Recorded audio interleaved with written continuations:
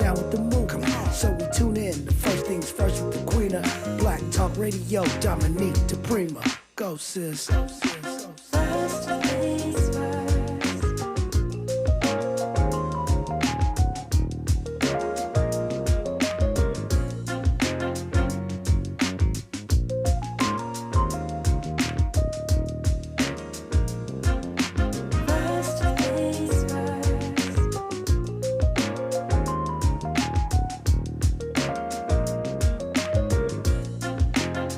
KBLA Talk 1580. Good morning, and God bless. I'm Dominique DePrima. The show is called First Things First, and my first thing today and every day is prayer, giving thanks, giving praises, asking for blessings from God, asking for the blessings of the ancestors and the elders, and let's go. Let's do it. We got a lot to talk about. It's a Talking Point Tuesday. This is how we do it on a Talking Point Tuesday. Hour one, we look local, what's going on around here, left coast side of town, Pacific Ocean way. Hour two, we go national, international, and beyond. In the third hour, we do a deep dive with a hot topic or a person of interest. And we're pretty much on that schedule, kind of, sort of today, because we've had an unexpected cancellation in hour three. So we're going to have the phone lines wide open. And you are welcome to call in at 800-920-1580. So much going on the national scene. I want to talk about what these resignations and changes that we're seeing in Washington over the past 24 hours, what they mean, and more. There's a lot to sort of debunk on this Talking Point Tuesday. Hour two, we will hear from attorney Madhavi Nayaran, who is a civil rights attorney, and she'll share, I said it wrong, it's Nayaranan, who is a civil rights, human rights attorney dealing with the deportations and refugee applications, specifically of Black migrants and the special challenges they face. Right now, though, we are very blessed to have joining us a second career teacher, West Area Chair for the United Teachers of Los Angeles. She works with the most vulnerable students. She's a special education teacher working with students on the autism spectrum in preschool and primary classes. She's also an organizer, obviously. Georgia Flowers Lee, welcome. Welcome. Good morning. And I think it is a pretty good morning around here on the West Coast. It is a good morning. It absolutely is. Well, it's great to hear from you. It's been a minute since we talked. It seems like every time there's labor strife, I'm calling you for insight, and I appreciate you answering that call. So we really went down to the wire with this one. It appears from what I'm seeing that Local 99 SEIU has reached an agreement or a tentative agreement, I guess, at the last minute, meaning that school today is in session. School is in session. My niece is very disappointed. But school is in session, so for all you young people out there, it's time to get up and get moving. Yeah, maybe past time. Let this be your alarm clock. So, but we've had some historic kinds of formations and in progress here. First of all, this means the fact that school is open, regular old school, no special provisions, just get up and go. It means that all three of the unions that were in bargaining now have at least tentative agreements, right? Precisely. So tell me what that looks like. Yeah. So Sunday morning, United Teachers Los Angeles, very early in the morning, around 3 a.m., reached a tentative agreement with the district. ALA Teamsters, those are the administrators, they reached an agreement on Sunday. But it was not until about 1 a.m. this morning that our classified employees, SEIU Local 99, they finally came to a tentative agreement. And so now we all move forward, making sure that our members understand the agreement. And then we move forward with ratifying that agreement. And then it goes to the board for the board to approve those agreements. So it'll be like kind of education around what actually is in the contracts. And then Exactly. prior to sort of the rank and file or the general membership of each union voting, and then the board votes, or the other way around? No, the unions the membership has to ratify the contract first, and then it goes to the board for their approval. So what's the kind of timeline of this process? Georgia Flowers Lee, does it? We talking months, weeks, days? How does this move forward? It'll be days for us with our ratification process, but the next regularly scheduled board meeting where this can be heard, because it has to be heard post-ratification, is going to be around mid-May, so a number of weeks. But highly unlikely, I mean, I don't know this, but I'm assuming that it's highly unlikely that the board would reject it after the union membership approves it.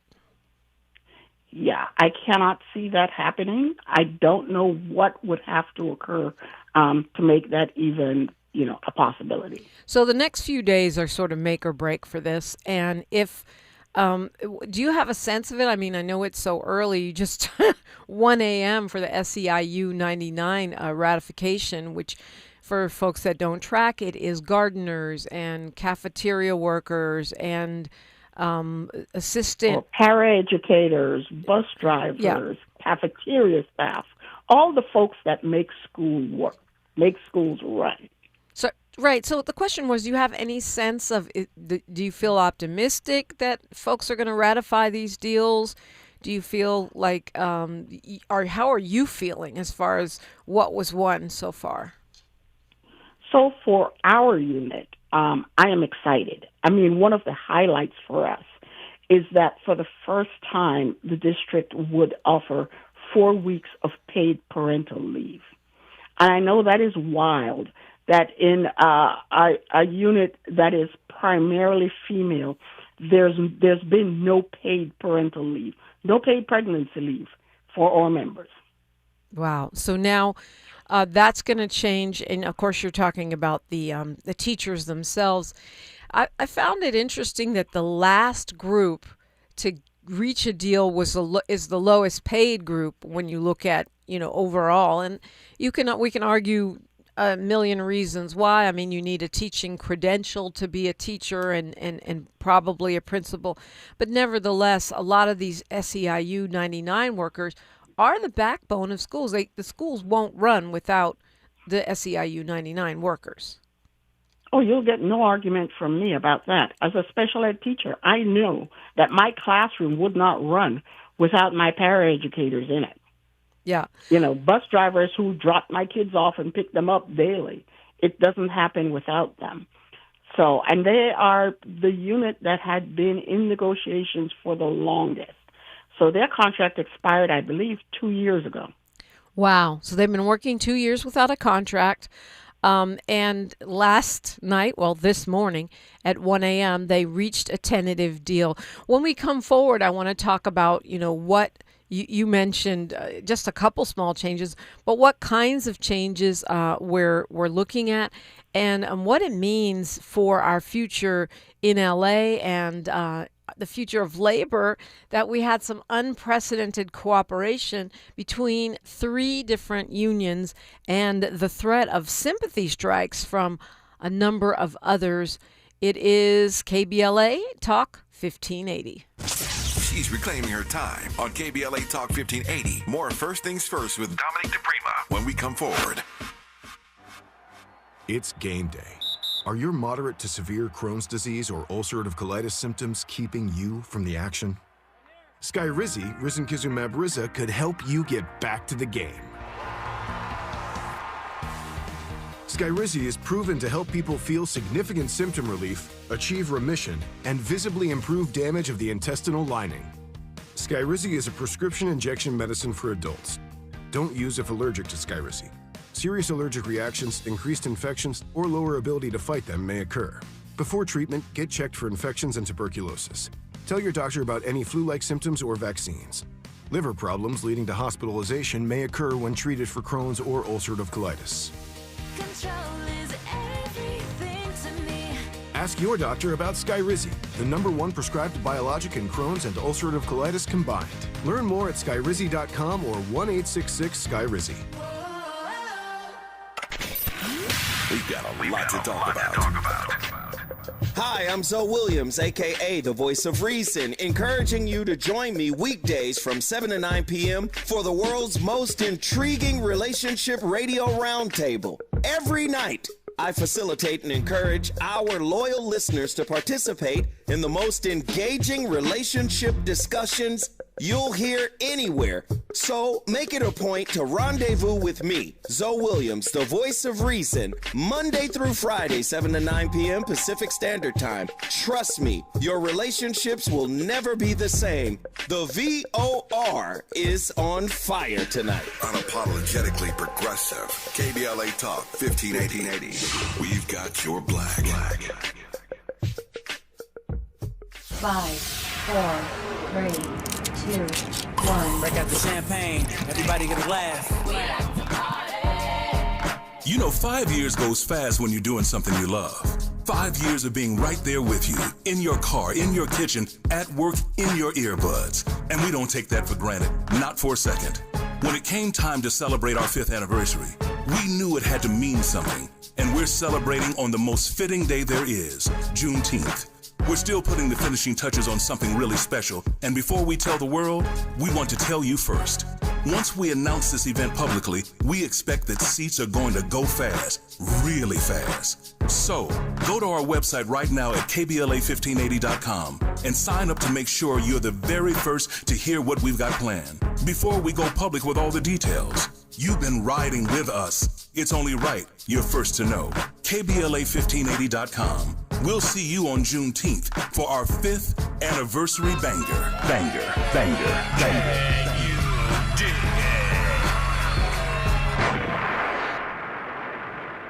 Your ancestors' favorite radio station, and your favorite morning show host. Let's get back to Dominique DePrima right now. Right now, we're back to me, and we are back to the West Coast, California, the city of Los Angeles specifically, where we broadcast from the Crenshaw District, Leimert Park, a.k.a. Africatown, USA.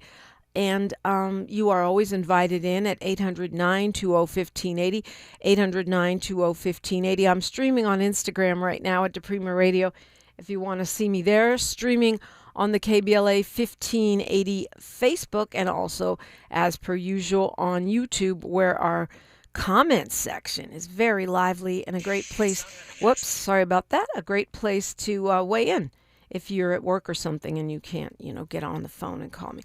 So we have been talking for the past couple weeks about the possibility of a strike by the United Teachers of Los Angeles, but not just UTLA, 2 other unions, Teamsters Union that covers principals and administrators, and also a union called SEIU Local 99 that covers bus drivers and gardeners and teachers' assistants and cafeteria workers, really bus drivers, essential folks to keep the schools running. So if all 3 unions did not make a deal before school starts today, there would have been a strike affecting close to 400,000 students in the second largest school district in the nation. West Chair for the United Teachers of Los Angeles, Georgia Flowers Lee, is with me. They did make a deal at 1 a.m. with SEIU, the last union that needed some kind of improvement, who had been, as I've just learned, working without a contract for 2 years. Georgia Flowers Lee, talk to me about how significant this joining together of the 3 unions is. I know that some years back, I think 20, 30 years back, the Teamsters, the administrators, principals were kind of on the opposite side of negotiations from the teachers. So this is the first time that all 3 of these unions have stood together. Talk to me about the significance of that. It is significant because at the end of the day, we're all workers. We all share an employer. And the unity and the solidarity that comes with us sort of combining our forces and working together at the end of the day helps us all and helps our students. Because when we bargain for the common good. So we ask for things that, yes, support educators, but more importantly, support our students and support their families. Right. And that makes a difference in the lives of our kids. That's pretty from what I can tell, that's pretty unusual. And I think for me it's important because the union workers that make up our school, staff on every level oftentimes are paid more than the parents of the students there. So I think it's really key that things like the Black Student Achievement Program have been put into these contracts, as you say, for the good of not just the teachers, but also the students. Precisely, and particularly our Local 99 employees. Those are the parents of our students.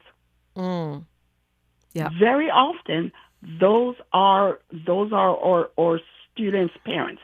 Those are the folks, that make up LA Unified.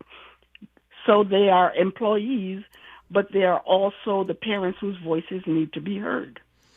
Do you think the three unions joining together, I mean, I guess I'm asking you to speculate, but do you think the three unions joining together made this, helped avert the strike?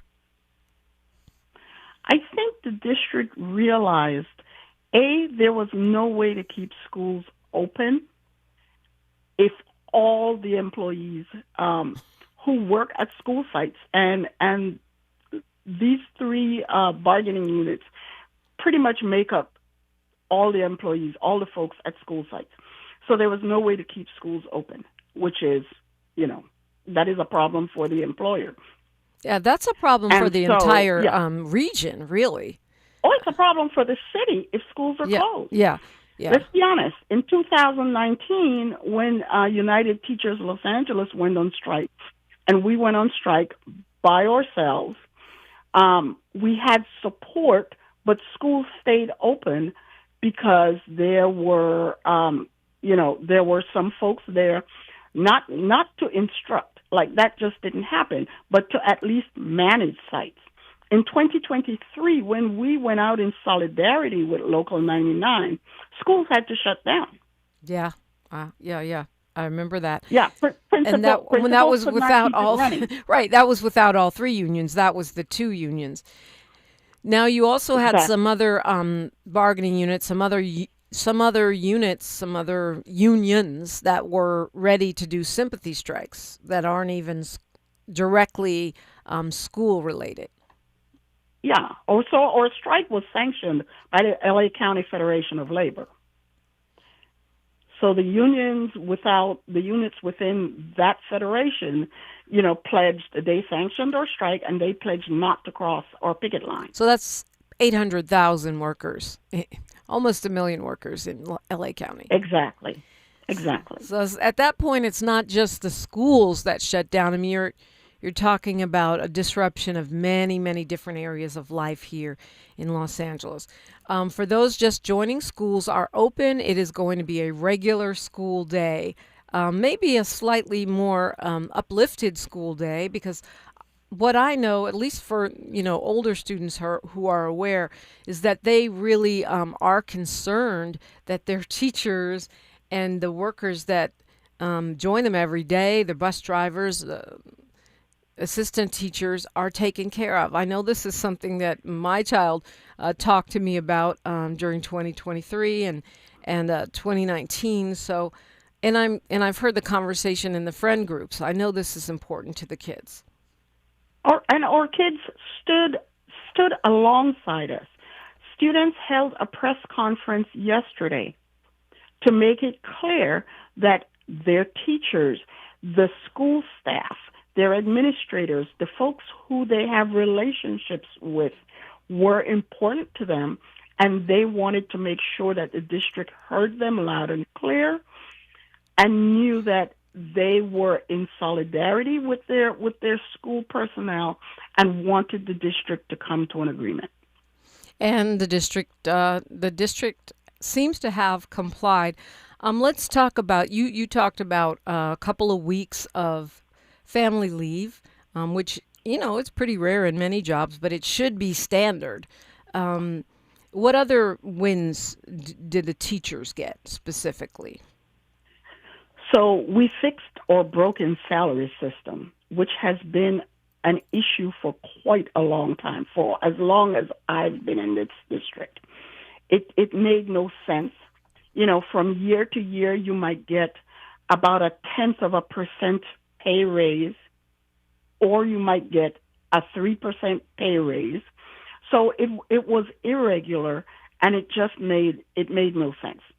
So now, as you move forward, and if you have, well, for folks who may not understand, so teachers in particular, we have a salary scale that you get an increase on your anniversary date from year to year, but you can also get an increase by doing additional coursework. And so that can move you up the salary scale.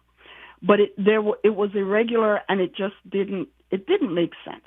And so now we've regularized that so that folks, can sort of plan out how things go, and it's more equitable across the scale.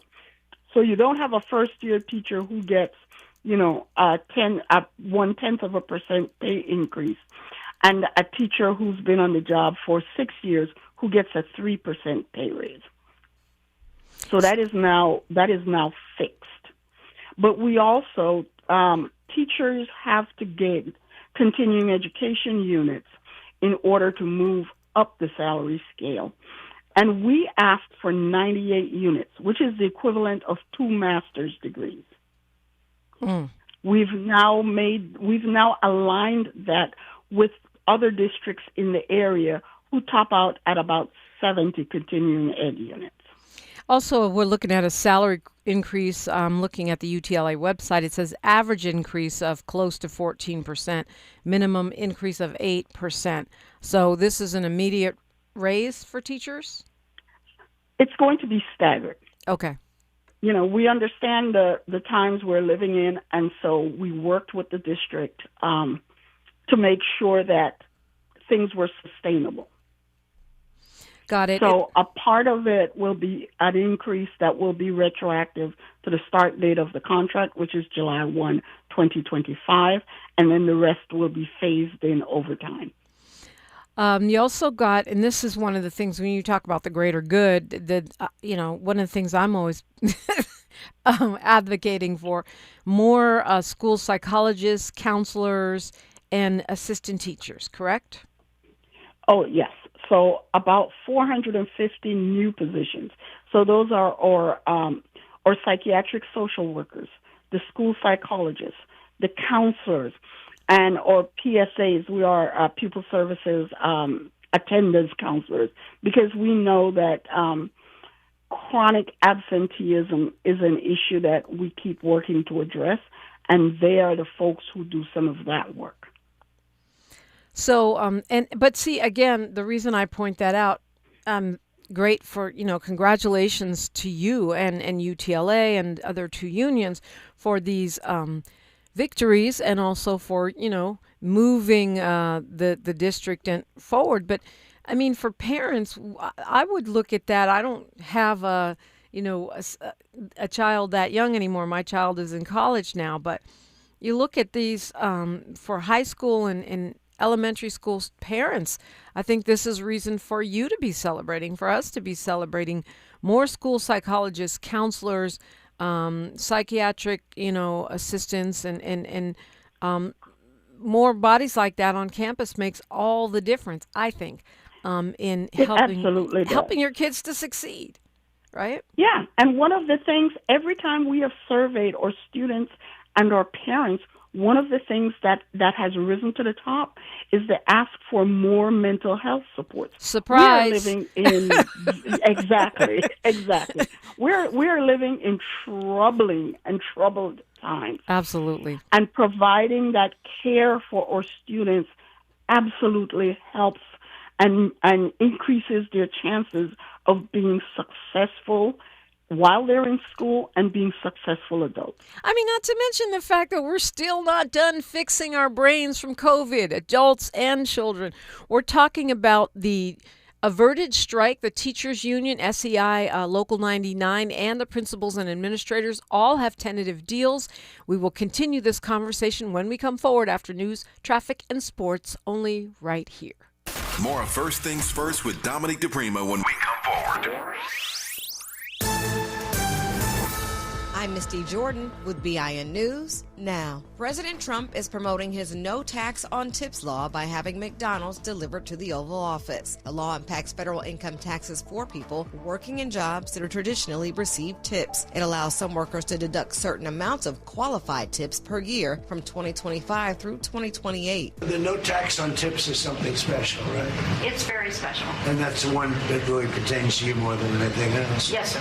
Yes. Fantastic. Georgia TSA workers don't have to worry about losing their utilities at home while the partial government shutdown continues. The Georgia Public Service Commission approved an order that prevents employees from having their utility services disconnected despite any non-payment. And Michigan marijuana sales rose sharply in March, topping $255 million for the month. Get BIN News now on demand 24/7 on the iHeartRadio app. If you need to lose 50 pounds or more and diets haven't worked, you're not alone. West Medical offers physician-guided weight loss consultations to help you understand your options. Most PPO insurance plans are accepted and they verify your benefits for free. Call 1-800-WESTMED today for your free consultation. This is the KBLA Sports Minute with Ray Richardson. The UCLA women's basketball team had a historic night Monday in the WNBA draft. 5 UCLA players were selected in the first round. No school in the 30-year history of the WNBA draft had that many players chosen in the first round. UConn had the previous high for first-round picks with 4 players selected in 2002. UCLA is also the first school to have 6 players overall selected in the same WNBA draft. Charlize Leger-Walker was a second-round pick of the Connecticut Sun. The record night for the UCLA women's basketball program comes 8 days after winning their first national championship. UCLA's first-round picks: Lauren Betts taken at number 4 by the Washington Mystics, Gabriela Jaquez at number 5 to the Chicago Sky, Kiki Rice at number 6 to the expansion Toronto Tempo, Angela Dukalik at number 9 to Washington, and Gianna Neekins at number 15 to Connecticut. That's your KBLA Sports Minute. I'm Ray Richardson on KBLA Talk 1580. Can we just talk? Smiley. You've heard me say it before, how we talk to one another matters.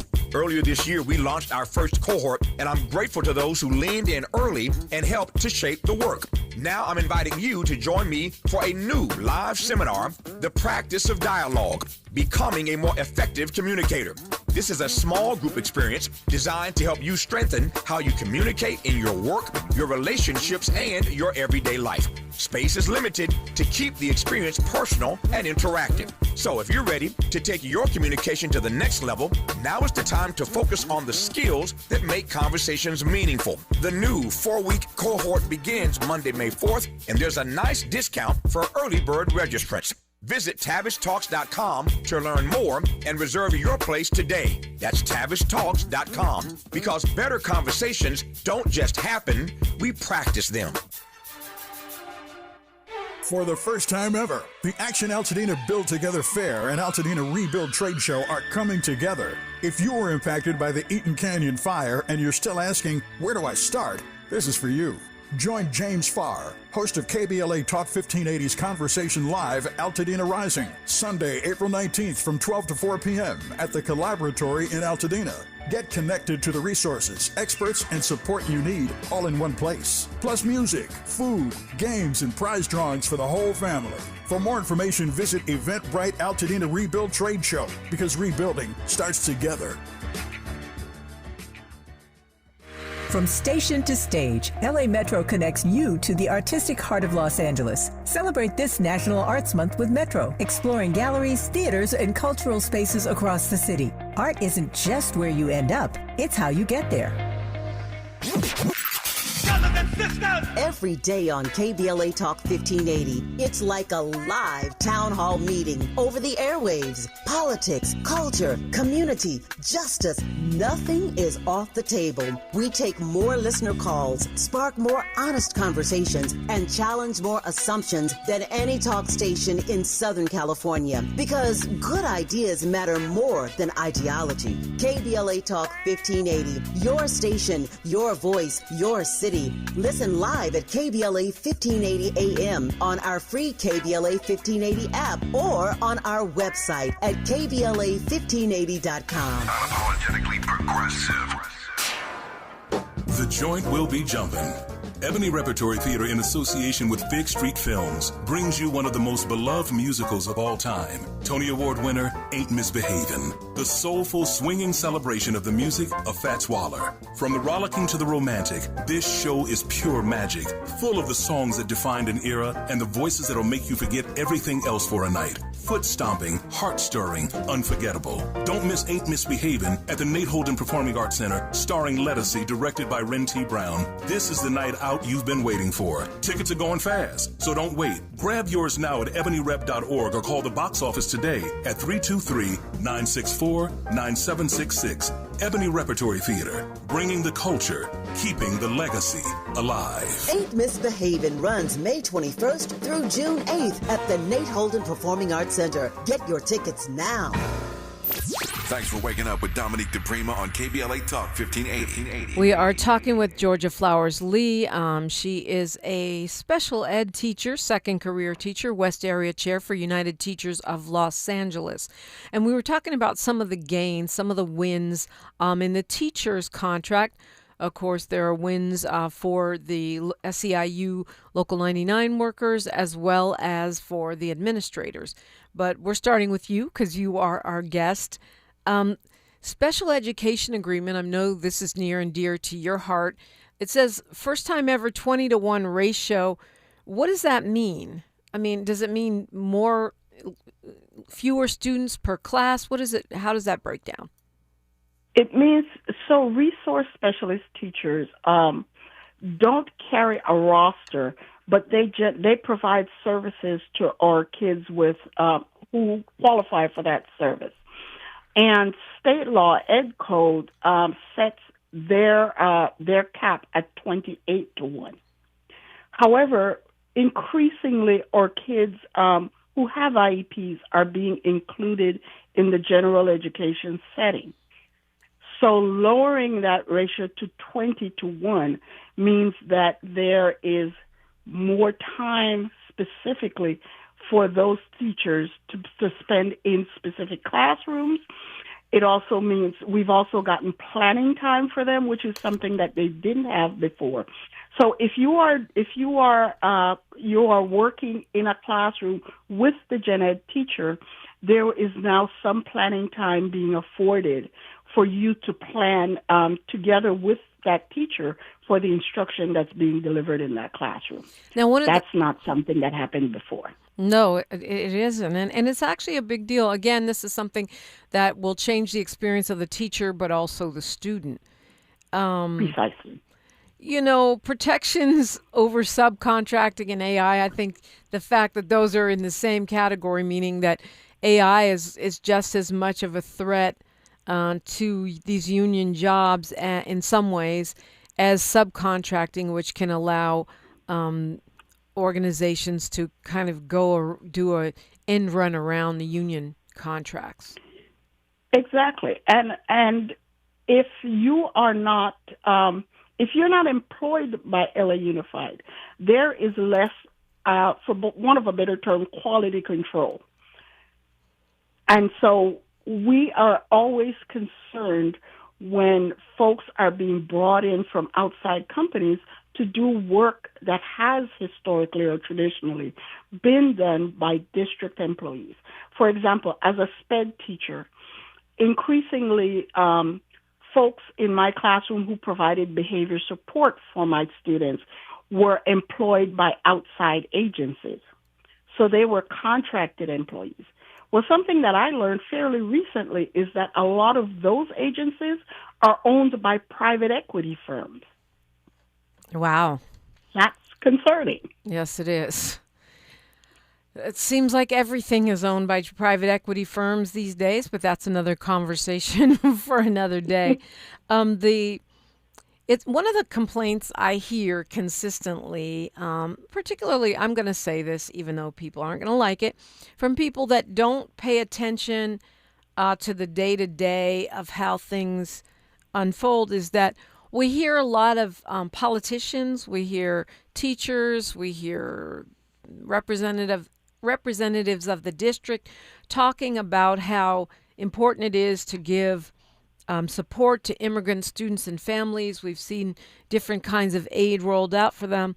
And the feedback that I get from many of the African American families is that that's fine, but where are the supports for Black students, Black children? Why is it that we're rushing to give housing assistance and legal assistance and school support to migrant students who are, admittedly being targeted, but not to Black students who are targeted every day and have always been targeted and never stopped being targeted? And it seems like this contract, UTLA contract, which to me is reflective of the progressive leadership of the union, has actually addressed both of those concerns. We've worked very hard to make sure that as we are bargaining, as we are negotiating, that we keep the needs of all of our students in mind. So the Black Student Achievement Plan just celebrated its 5th anniversary. That is something that was fought for by our students, primarily our Black students, by community members who saw the need. Our Black students were at the bottom of almost every metric as we looked at growth and achievement. And so it's what do we do for these students who are, let's be honest, had been neglected historically and continue to be neglected. And so this plan was created in 2023. UTLA fought to make sure that the foundation of this plan was a part of our contract, so it didn't become yet another initiative that the district rolled out and then rolled back. Yeah. So we got it in our contract, so it is now there, the staffing ratios, et cetera. And so that continues to exist. We make sure that we show up and we fight. I co-chair the BSAP steering committee alongside the district to make sure, with, of course, community, to make sure that implementation continues to be aligned with the vision that our students and families articulated for this plan. And we are seeing the positive effects of the Black Student Achievement Plan. And I want to make sure that folks understand, yes, we are targeting the needs of Black students because those were the folks who were most marginalized when we look at the metrics. But all the good that comes from this program feeds throughout our student demographic. So everyone benefits when the most marginalized folks are uplifted. No doubt. And you mentioned you're seeing the results. I just know anecdotally from kids that I'm in community with who are thriving because of this program. But what kinds of positive impacts are you referring to? We are seeing an increase in kids who are opting for college. We are seeing improvement in testing data. We are seeing improvement when the district does the school experience survey. Kids feel better about it. We are seeing kids access all the extracurriculars that are afforded them because this program exists. We are trying to make school a place where kids feel welcome, where they feel cared for, where it is obvious to them that there are adults who care about them and want to see them succeed. Yeah, that So, sounds like building relationships. I mean, that sounds like a no-brainer, but it's really not. As a mom who's, you know, had to It has help not been. I a black raised 3 child kids. get through. Yeah, it doesn't Yeah. feel like that Yeah, most I times. raised 3 black kids who came through LA Unified. I understand the struggle. Yeah. Yeah. Well, I want to point that out because I think for me these things are important when you ask families and parents to stand with you, and then you turn around and reward that loyalty, solidarity with concrete gains for the children. I think that's important. Especially right now, it's very brave of United Teachers of LA to stand up for something that has already been attacked and threatened lawsuits as being DEI, because we know that the federal administration really doesn't want anything to survive that helps black students, to helps black people at all in any way. And so this is a big deal at a time when lots of institutions are preemptively surrendering and just saying, oh, we give up before anyone even threatens them. The fact that UTLA went to the wall for the Black Student Achievement Program, and also support for immigrant students and families is very significant, I think, and it speaks to the truly progressive leadership of the organization. And at the end of the day, we want our job, our mission is to make sure that our students, all of them, that they do well, that they thrive, that their experience is a positive one. And we see the firsthand what happens to our students when, their lives are disrupted, they're suffering trauma. We see that. And so our mission is really to do the things that we need to do to alleviate that and to make sure that our kids are taken care of when they're in our care. Absolutely, and we're grateful for that. I also love that your deal allows health care for substitute teachers after they've worked 93 days. That doesn't seem like a big deal, but I know plenty of subs, and the fact that the main UTLA contract would look out for them in that way, I think is important. They're our members. They are guest teachers in our classrooms. We need folks to be well. And if you can't access health care, that just compounds your struggle.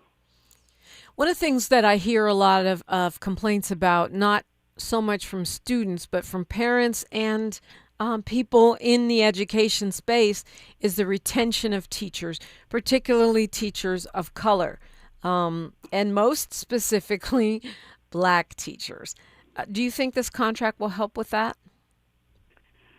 I am hopeful. I mean, that was part of the fight to fix the salary scale. So we've increased the starting salary to $77,000 a year, which is not a princely sum, but it's better than $67,000.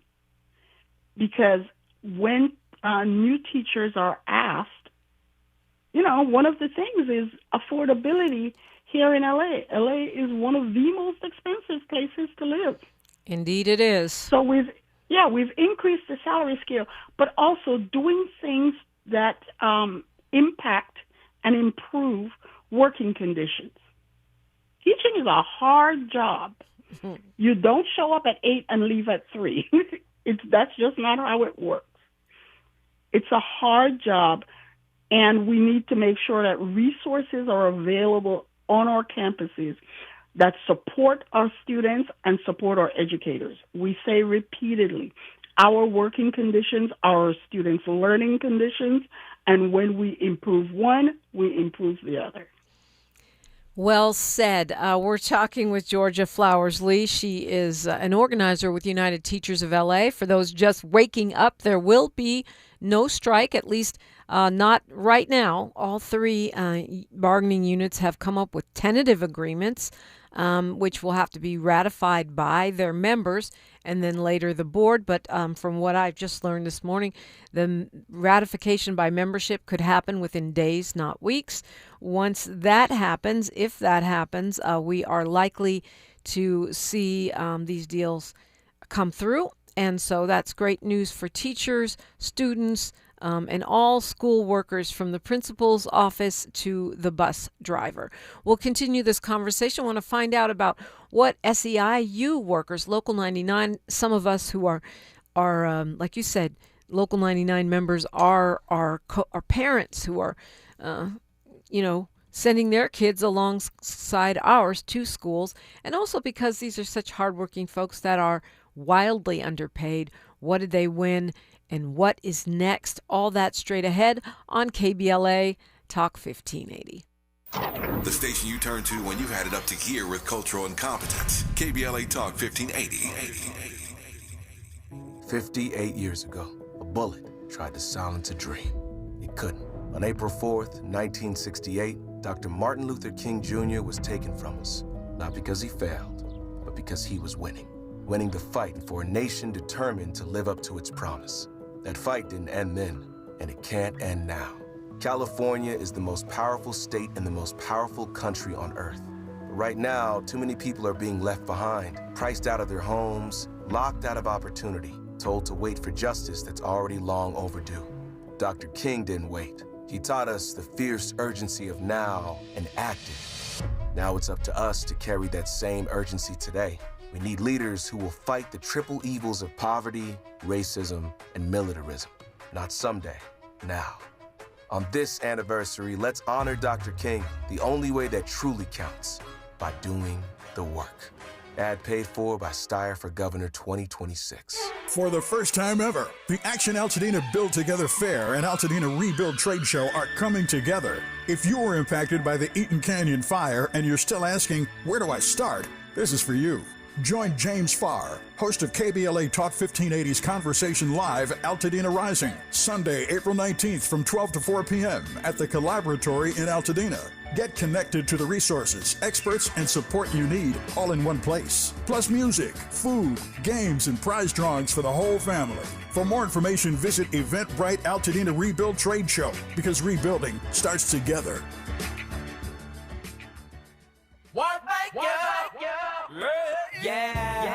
The California Crusader newspaper would like to thank all of our subscribers for their support throughout the years, proudly serving the South Los Angeles and South Bay areas for more than 40 years. The California Crusader is a multicultural, black-owned, adjudicated newspaper that focuses on providing newsworthy information to the people in our community.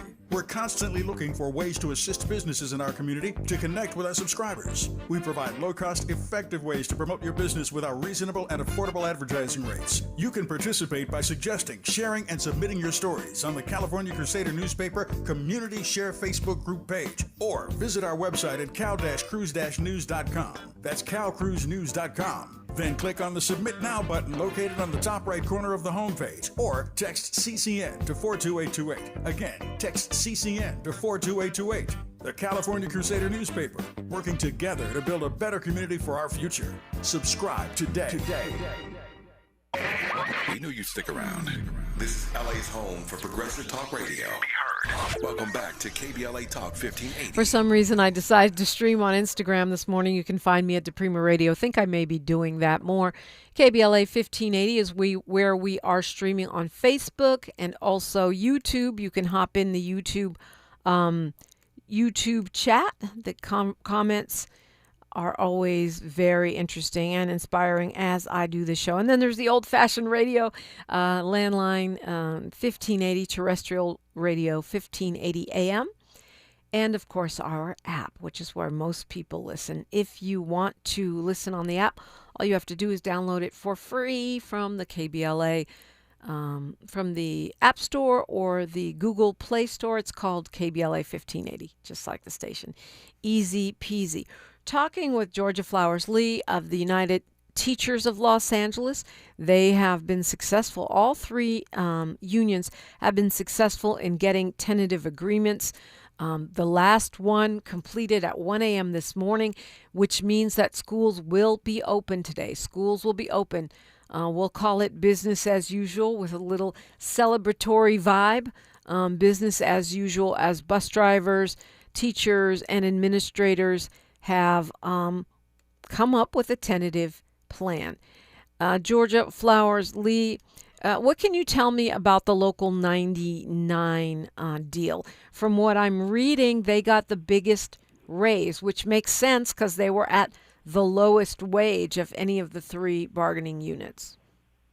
Exactly. Their workers make on average $35,000 a year. And again, these are the parents of our students. But they also got the district to agree to rescind.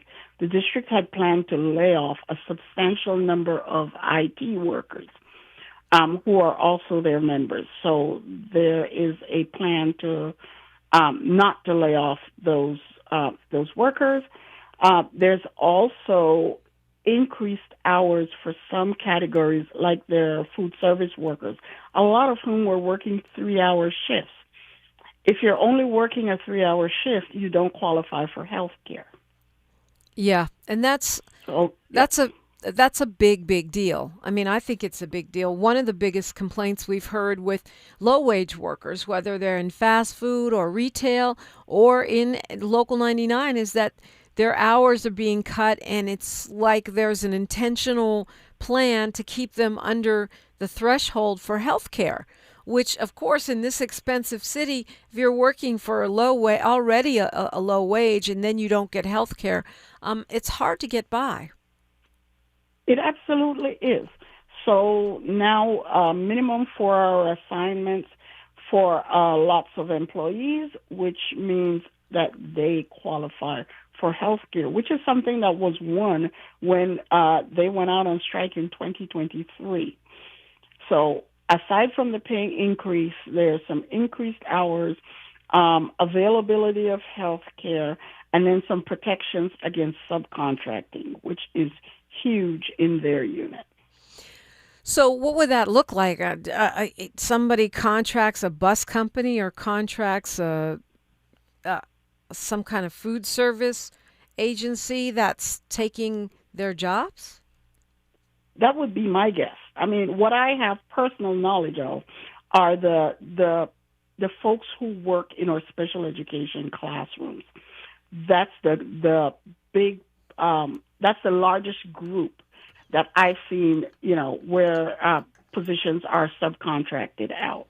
Yeah. But it's my understanding that it happens across their unit in multiple job classifications. Well, you referenced 2023, and I thought that was a big deal because the teachers and Local 99 stood together, right? I thought that was a big deal. And this is even bigger because now you've got the principals. Do you think this is a coalition, a solidarity that can last? Yes, absolutely. Because our values align, but we also see the utility in working together. Yeah. I mean, we say when we're on the picket line, we say if we don't get it, shut it down. And if you got all three school-related unions, you are definitely going to be shutting it down. Absolutely. So it makes sense. But again, we all work together at school sites. That part. These are the people that you collaborate with daily for all sorts of things. I mean, I made sure that I knew the building and ground workers, because if there's an accident in my classroom, it helps me if I have your cell phone number and I can call you directly and say, hey, we've got a problem. Can you get over here? Yep. So this deal, school's open today and everyone will be feeling, I think, pretty good, is a huge moment for Los Angeles, the city of Los Angeles. I'm reading a 24% wage increase for those SEIU workers. That's sounds like a giant increase, but if you're making $35K a year, it's just the beginning as far as I'm concerned. But I'm very happy for you. We've just got a minute left here. Georgia Flowers Lee, what would you tell us? How can we help? What do you want us to know? That our school workers matter, that we need our community to stand alongside us, and we need folks to be involved with our schools. Our schools are not islands. They are the hubs of our communities, and we need community to be involved. Check in with your local elementary school, your local high school, even if you don't have school-age kids at this point. ask what you can do. Ask how you can contribute. What talents do you have that can add to what we have going on? Absolutely. 30,000 workers in SEIU. I'm not sure how many teachers, how many in UTLA. 37,500. 37,500. So we're talking about a lot of people who just, in your community, who are having a great day and a great week. Georgia Flowers-Lee, thank you so much for joining me this morning. Absolutely. Thank you for having me. School's open, y'all. You better get going. We got news, traffic, and sports and more on KBLA Talk 1580. KBLA 1580 Santa Monica. I'm Misty Jordan with BIN News Now. President Trump is promoting his no tax on tips law by having McDonald's delivered to the Oval Office. The law impacts federal income taxes for people working in jobs that are traditionally received tips. It allows some workers to deduct certain amounts of qualified tips per year from 2025 through 2028. The no tax